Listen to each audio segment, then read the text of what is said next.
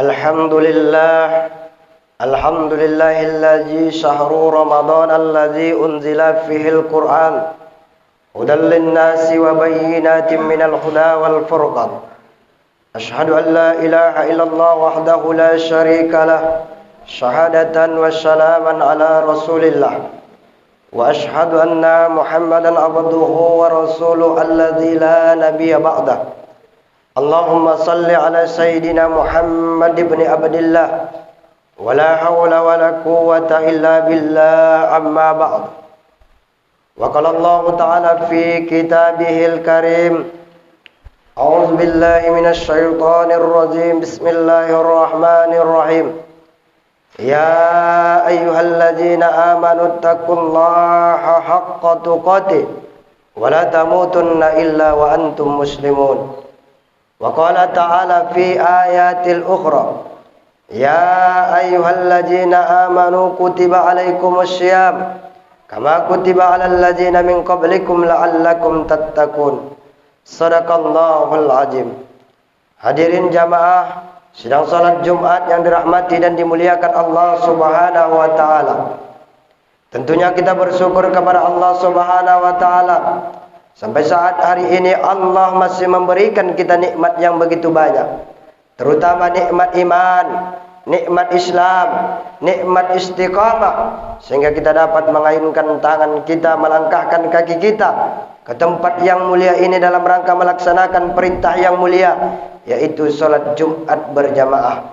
Harapan kita bersama mudah-mudahan setiap langkah kaki kita, ayunan tangan kita dicatat oleh malaikatnya Allah sebagai amal ibadah di hadapan Allah Subhanahu wa taala.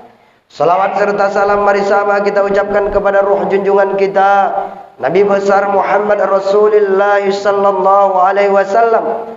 Mudah-mudahan dengan memperbanyak salawat serta mengikuti sunnah-sunnah beliau, kita sangat berharap nantinya diakui dan digolongkan menjadi umat yang mendapatkan syafaat di hari kemudian kala. Amin ya rabbal alamin.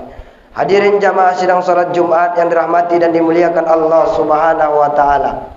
Khatib berwasiat khususnya untuk diri khatib pribadi dan umumnya untuk kita semua. Marilah senantiasa kita memperhatikan diri kita dengan cara menjalankan segala perintah Allah dan menjauhi apa yang telah dilarang Allah Subhanahu wa taala. Jika ini kita laksanakan, insyaallah kita akan tergolong menjadi hamba la'allakum tattaqun. Hadirin jamaah yang dirahmati Allah Subhanahu wa taala. Hari ini kita sudah berada di tanggal 9 Ramadan.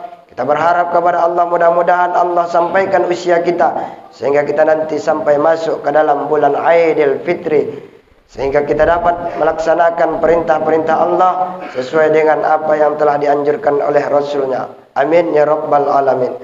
Hadirin jamaah yang dirahmati dan dimuliakan Allah Subhanahu wa taala.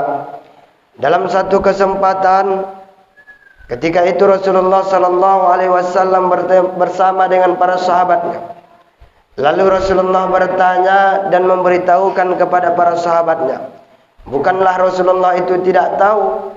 Rasulullah ingin memberitahu kepada orang yang tidak tahu dan tidak mau tahu.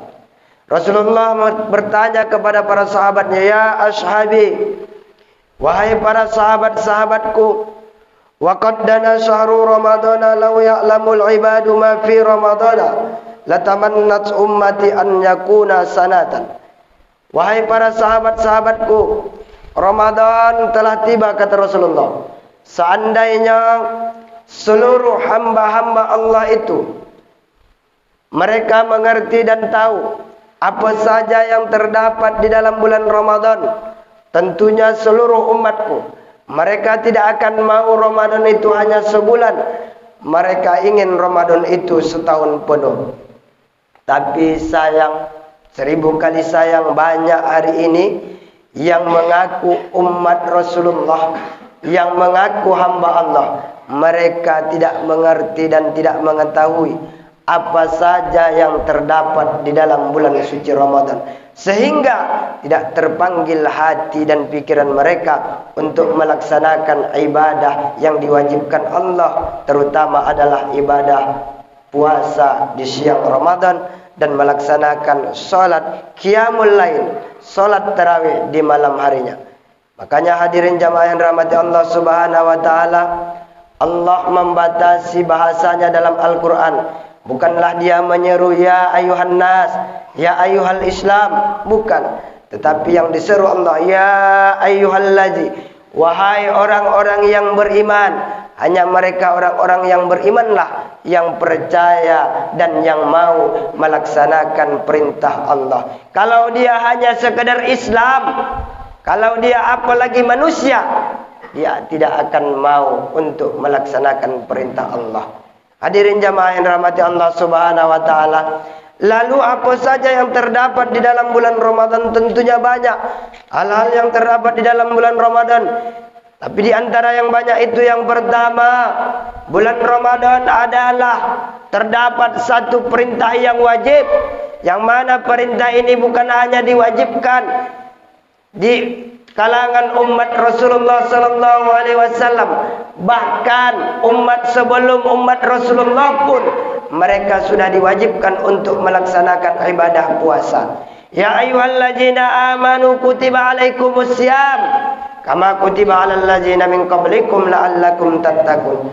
Wahai orang-orang yang beriman, diwajibkan atas kamu berpuasa sebagaimana diwajibkan atas orang sebelum kamu, agar kamu menjadi orang-orang yang bertakwa.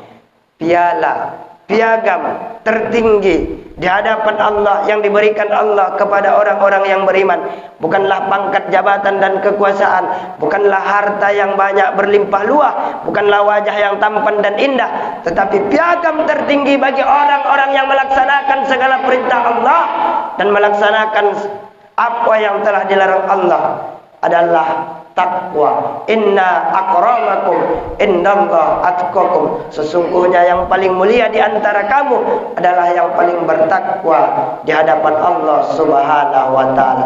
Maka kalau ada hari ini rasa takwa, rasa takut di dalam hati, simpan dan pupuklah rasa takut itu. Dan rasa takwa ini jugalah yang harus kita wariskan kepada anak keturunan generasi kita. Untuk apa anak kita pintar? Untuk apa anak kita cerdas?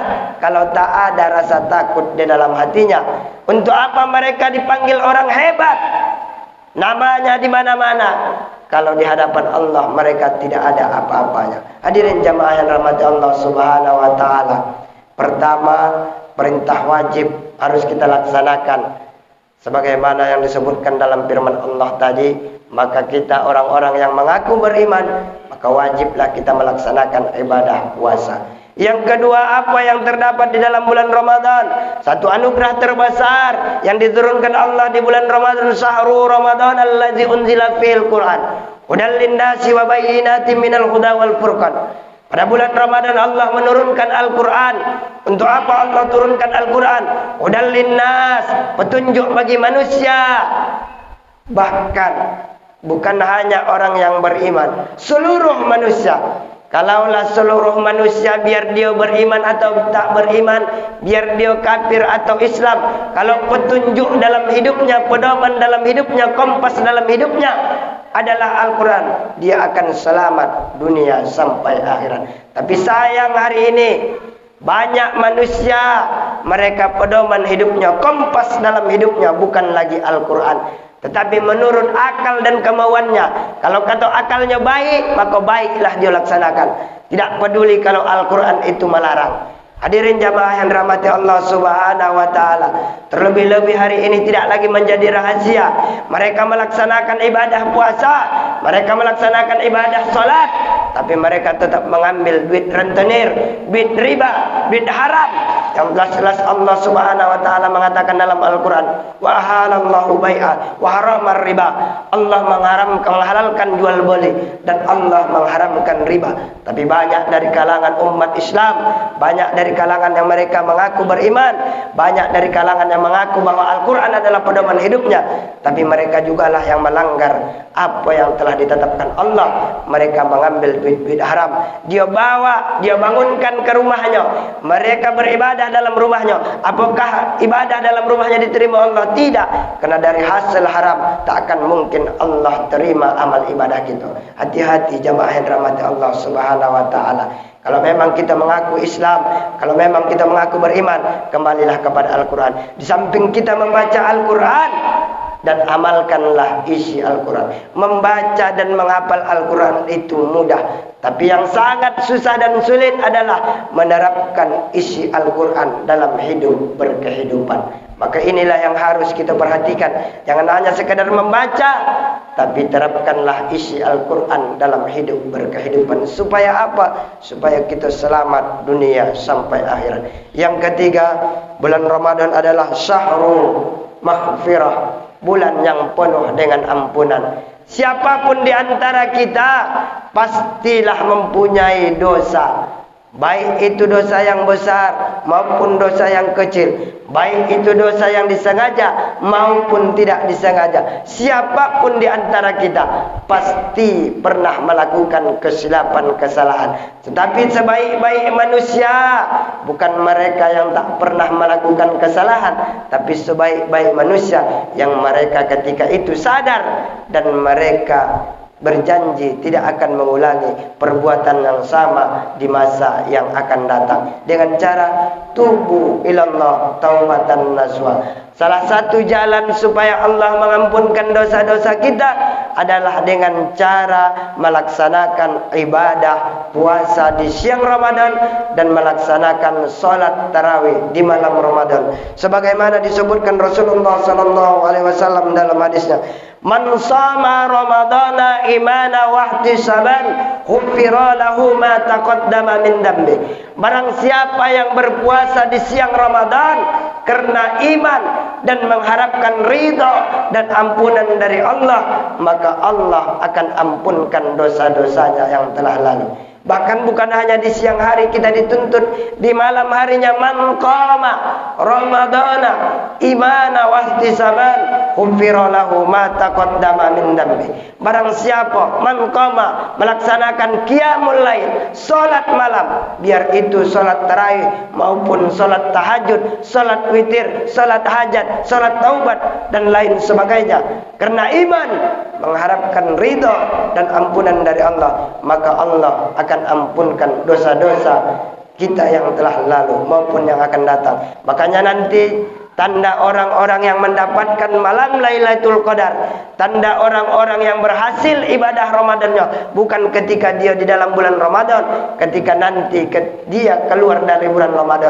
Apa yang dia lakukan di bulan Ramadan, ketika keluar dari bulan Ramadan itu tetap dia laksanakan. Kalau di siang Ramadan dia pernah melaksanakan puasa, nanti di luar Ramadan pun dia akan melaksanakan puasa sunnah. Hadirin jamaah yang rahmati Allah Subhanahu wa taala, makanya berbeda namanya Aidil Fitri dengan yang namanya Lebaran. Kalau Lebaran adalah milik seluruh orang, tapi Aidil Fitri adalah milik orang-orang yang ketika beribadah di bulan Ramadan. Aid kembali, fitri kepada kesucian. Orang-orang yang ketika di bulan Ramadan mereka semua melebur dosa-dosanya, mereka keluar dari bulan Ramadan, mereka seperti budak bayi, anak bayi yang dilahirkan oleh ibu dan dilahirkan oleh orang tuanya.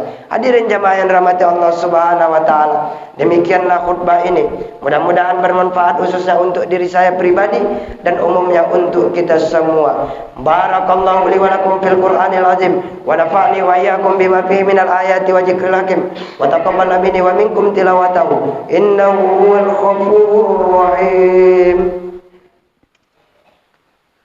Alhamdulillah, alhamdulillahillazi hadana lihada wa ma kunna linahtadiya laula an hadanallah.